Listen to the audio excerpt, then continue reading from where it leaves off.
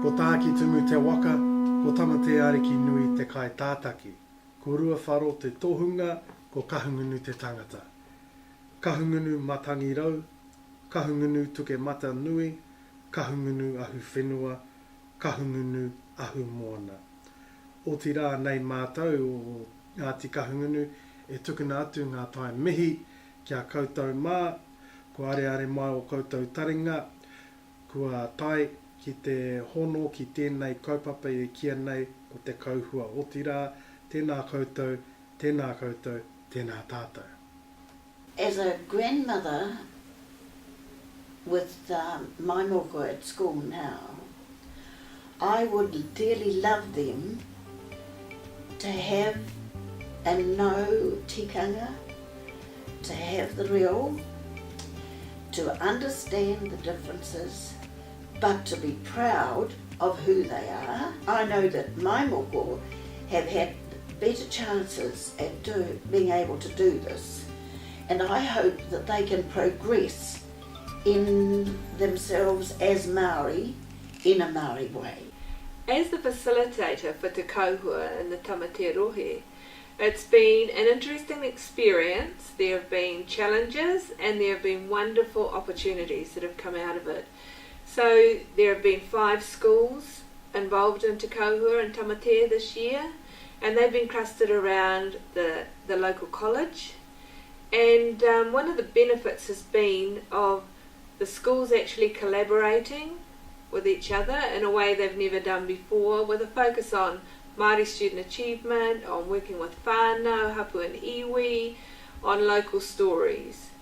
For me, as the facilitator, as the coordinator, who's from this rohe, there have been challenges for me too. There's been the dilemma of being from Tamatea, from Porangahau, and also being there to support the schools. So I've had to manage my role and become clearer about what my role actually is in that space. So making sure that the schools still feel supported and trying to make sure that whānau voice is heard. I haven't always succeeded, but there's been a lot of learning, as you will hear in the rest of the video.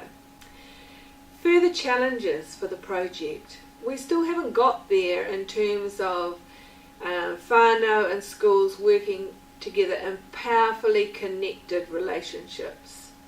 And that connection has been strong at times and weak at others. There's still work to do, but I can feel confident that the schools have started the journey. They've taken those first steps and they're on the way now. And they have some connections with iwi and whānau and hapu. They know the importance of local stories for our tamariki Māori in our schools and the place for them in their local school curriculum. One of the real benefits of Te Kauhua Phase 4 in Tamatea has been the opportunity for schools to work together.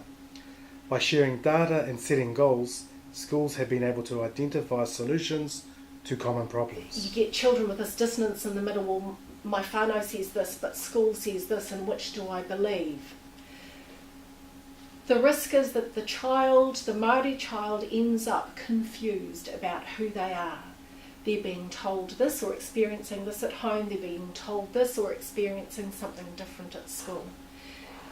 Te Whāriki, the early childhood curriculum, the New Zealand curriculum, general educational wisdom says that a child won't learn effectively without a strong sense of belonging and identity. And if that productive relationship between whānau and school isn't there, how can a child in a learning in the school environment be confident and comfortable in who they are and therefore learn as Māori, therefore achieve as Māori? And we use this big term Māori. But actually, when we're operating in Ngāti Kahungunu or Ngāti Kere, not necessarily being able to quote pūrākau from Ngāi Tahu. So one of the risks is confusion around identity of a child, which then inhibits their ability to learn effectively because you've got all of this going on. And that's my experience as a child. I grew up in the middle of Auckland. I was incredibly confused about who I was. I did not achieve as Māori at all. And it wasn't until my 40s, until I moved home with my daughter so that she could grow up differently, that I came to a place of my own identity. And I'm very proud that my daughter has achieved that space of identity. And she's achieving extremely well in the schooling system because she knows who she is. Productive partnerships between whānau, hapu, iwi and schools is fraught with challenges while also presenting opportunities.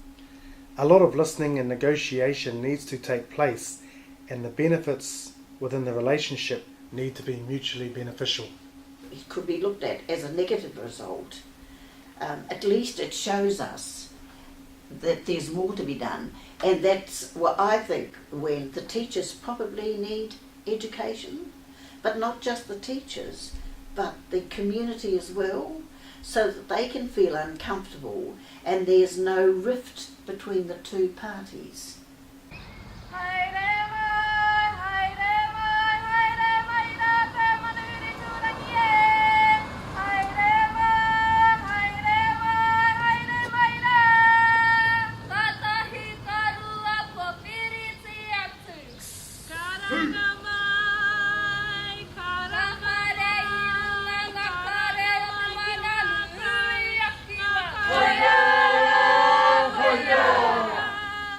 In 2014, a new question posed by the then Associate Minister for Education, Dr. Peter Sharples, was added to the Te Kauhua kaupapa.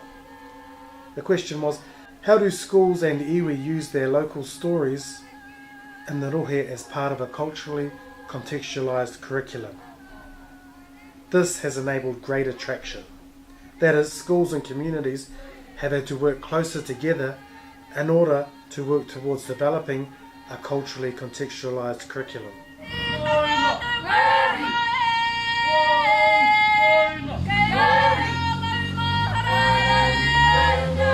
There have been many benefits for schools in working with iwi. For instance, schools have had access to local mātauranga or mātauranga a iwi or mātauranga Māori, local resources, and to local whānau and hapu leaders, marae leaders, to explore notions of kahungunutanga and notions of local, cultural, place-based education. And so the benefits for iwi have been that schools and staff involved in these schools, or principals, the leaders of these schools, have all been willing to communicate with and contact iwi across a range of different contexts, but certainly Te Kauhua has facilitated this process and made it much more easier for iwi to engage, and also I guess by the fact that there's a set number of schools, and so the time for iwi to engage with each of these schools within Te Kauhua has certainly been there, as opposed to trying to engage with schools in an ad hoc manner throughout the whole kahungunu rohe. The value of the iwi being involved in this Te Kauhua project was that without the contact from them, I wouldn't have been involved, and the involvement has allowed me to pursue developing better connections with local Māori community, hapu, and try and build that understanding within the children at school, the wider community, and through that build an acceptability or an understanding that for Māori families, that things Māori don't have to be on the outside or something special that's only done on certain occasions, but it's just part and parcel of what happens within our school, within education. My initial reaction to this program was one of excitement, and at last here's something that our children, Māori children in schools, can have to help them know who they are and be who they are. My early memories of the lake is growing up as kids, knowing that it was our source of food. You know, food was plentiful in those days until it changed and it was taken over. And how it was drained, everything was drained out of it and all our food supply went. There are a number of pretty cool outcomes that came from those 3 days, even though they weren't perfect. The first is that every child in Year 9 and every staff member who came now knows that the name of the lake is Whatuma, not Hatuma. And that's important for the integrity of using names properly, but also Hatuma doesn't mean anything. Whereas there are a couple of stories which we shared with the children around where the name Whatuma came from. So one of those explanations is that it came from Kua Makona te Whatumanawa. So the lake was the most amazing source of food. It was like pack and save of the day. And when you looked at it, you knew that your people, your Whatumanawa, would be satisfied because you knew there would be all this food and it could be preserved for other times. The other explanation that was given to me is your whatu, obviously your eyes. Ma can mean understanding. So if you stood on the pā, te moana I rokia, above the lake, and you looked down, your eyes would be clear with the understanding that your people would be fed. While there is still work to do, school leaders have been challenged to look at their systems and processes and how well they are supporting improving Māori student outcomes. Reviewing school charters and strategic plans have been a part of this process. Working with the staff, that was one of the things that we looked at, developing a broader view of what Māori succeeding as Māori means, and the staff began developing an awareness of the cultural competencies through using the Tamatea document to assess their strengths and weaknesses, and that's also been added as part of our appraisal process. The Charter had clear expectations about what was expected of the staff to work on regarding their professional development, and also the school-wide targets for our involvement in Te Kauhua were made specific as well. And the impact of this was that there was improved learning outcomes for all of our Māori students. It's quite often it's hard to get whānau and family into the school because they feel they may not have anything to offer. Yeah. We're the teachers, we're the experts. What can we offer? But as soon as you start talking about preparing smoking an eel, catching an eel, doing the duck, we can do that. Those teachers wouldn't know anything about that, and maybe that's an avenue for getting whānau in, is bringing them in on that point of difference. Otherwise they sort of feel, well, you're the teachers, you're the experts, we really have nothing to offer. I think that may be one of those hurdles for bringing whānau in. Yeah. Just having a different expectation, not expecting Māori students to fail. Changing that perception, and it's actually, it works with non-Māori students too, but when I've contacted parents of Māori students and said positive things, they're kind of like, oh, is that my child? And then the next time I talk to them, they're more responsive to me because they think, oh, you actually believe in my child and you think that my child can succeed. And so I find that part of the expectation that you have, don't listen to all those preconceptions that a child comes with. Yes, they might have the history, but what you need to do, well, I feel in my class, what I've done with some particular students is just not even listen to that. They've come into my class and they've been supported, and I've had a mother just watching out the window and she can't believe it that her son sits there and is engaged the whole time, whereas at home apparently he's a nightmare. But it's just that love and support that you can give them, and having that expectation that they will be good.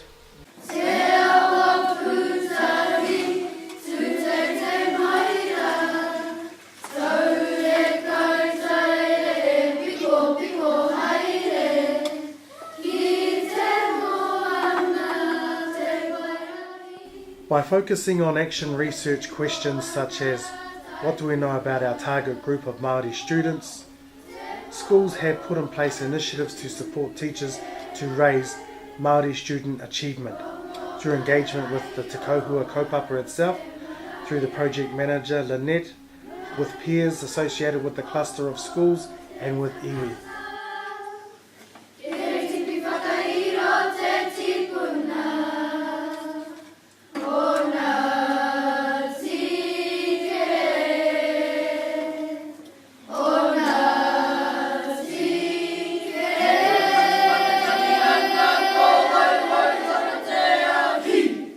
schools, as part of this project, have certainly, and in their own different stages, different ways, have certainly awoken in terms of this concept of whakaoho. So have become more critically aware of what they're doing and how it hasn't been producing the results that they thought it may have been producing. And so it's great for schools to be able to pull about one concept or one construct of our education strategy te tōpuni tau whainga, and the first one, which is whakaoho, to awaken, and then so start to consciously and intentionally address something as great as Māori educational achievement. Just as schools and teachers in the system have been questioned or challenged to reflect and to critically reflect on where they are, so too have whānau to a degree in a different context, but to think, what can we do as whānau to perhaps support our children in centres and schools and high schools? How can we engage with our kura? What resources do we have that the school can recognise and should recognise and utilise us for as part of the provision of education? The action research projects have provided schools with the opportunity to look in depth at an issue and to improve on their performances. Schools, though, have all moved in varying degrees according to their respective contexts, schools, communities and relationship dynamics, with some interesting results. This little guy, he's 5, he sat for 3 days with Jerome and just worked with him, and all they did was sit like this, like we're doing now, and talked and played and talked and played and went outside and got things and talked. And that was 3 days, and he sat, and he wasn't disciplined once. And you think to yourself, what is the relationship that Jerome, come from Taihapi, got with that child in that time that he could actually manage him? This sort of come from that research I did around those Year 12 boys. They were staying at school, which was a good thing, and I wanted to find out why, but also they were disengaging in their learning. So we wanted to find out why were they disengaging, but at the same time still here when they could leave because they were over 16. And so we went and spoke to the horse's mouth, I suppose you'd say. We asked the kids themselves. That was our data. And then, like I said, we looked at the other professional readings and see if people came up with the same results as we did. And a lot of the stuff from Russell Bishop supported what we found, and I sort of felt that would be a better way to sell it to our staff. Not just us saying, well, this is our findings and that, but being able to back it up with some studies that had already been done sort of reinforced that we were finding the right stuff, and what we would be suggesting in terms of this resource we're going to develop actually has been shown to work in practice. The schools have been involved in other initiatives such as Reading Together, Computers in Homes, NCEA in the whānau, and Enviro Schools. All of these initiatives have been an opportunity to strengthen relationships with whānau. The value of working with the iwi through the project has been the ability for me and my role as principal of the local college to visit them on their marae, to be able to talk to them in a place where they're comfortable and let them know that our school is going to care for their students and do our best that we can to make them successful students, to give them hopefully that bright future, and also the ability for us to link with our primary schools and using that link with their families as well. So no, it's been very, very worthwhile. Very strong links have been developed with through the local schools, perhaps with the local iwi from the schools where most of our students will come to the college in future. How do schools and iwi use their local stories in the rohe as part of a culturally contextualised curriculum? This has enabled great attraction. That is, schools and communities have had to work closer together in order to work towards developing a culturally contextualised curriculum. Iwi and schools have experienced challenges within te Kauhua.